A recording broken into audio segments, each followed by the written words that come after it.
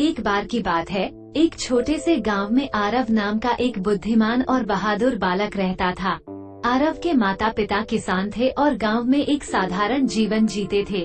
आरव का मन हमेशा नई नई चीजें सीखने में लगा रहता था और वो गांव के सबसे बुद्धिमान व्यक्ति पंडित जी से शिक्षा प्राप्त करता था। गांव के पास ही एक घना जंगल था, जहां जाने से लोग डरते थे। कहा जाता था कि उस जंगल में एक खतरनाक भेड़िया रहता है, जो रात में गांव के मवेशियों को मार देता था। गांव के लोग बहुत परेशान थे, लेकिन कोई भी उस भेड़िए का सामना करने की हिम्मत नहीं जुटा पाता था।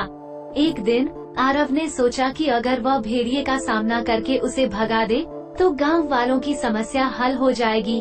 उसने पंडित जी से सलाह ली। पंडित जी ने उसे समझाया, बेटा, बहादुरी के साथ साथ समझदारी भी जरूरी है।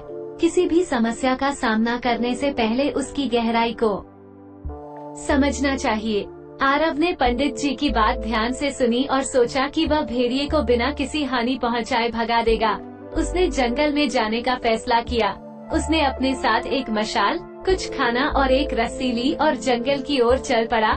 जंगल के अंदर जाते ही आरव ने देखा कि भेड़िया एक बड़े पत्थर के पीछे छिपा हुआ है। उसने भेड़िए के पास जाकर धीरे से खाना रखा और कुछ दूर हट गया।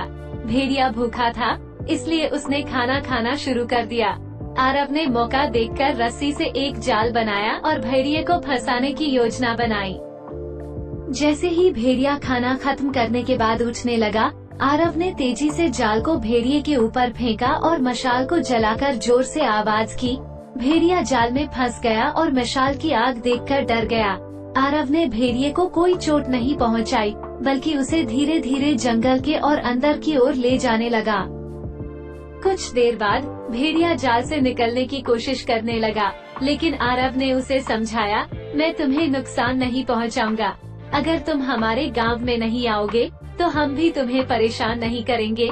भेड़िया आरव की बात समझ गया और जंगल के अंदर चला गया। आरव ने गांव वापस आकर सबको पूरी कहानी सुनाई। गांव वाले उसकी बहादुरी और समझदारी से बहुत प्रभावित हुए। उन्होंने उसे सम्मानित किया और उसकी तारीफ की। आरव ने सबको ये भी समझाया कि हर समस्या का हल केवल ताकत से नहीं, बल्कि बुद्धि और समझदारी से भी किया जा सकता है। इस कहानी से हमें ये सीख मिलती है कि साहस और समझदारी के साथ किसी भी समस्या का समाधान निकाला जा सकता है। हमें हर परिस्थिति में शांत रहकर सोचने और समझने की जरूरत होती है, ताकि हम सही निर्णय ले सकें।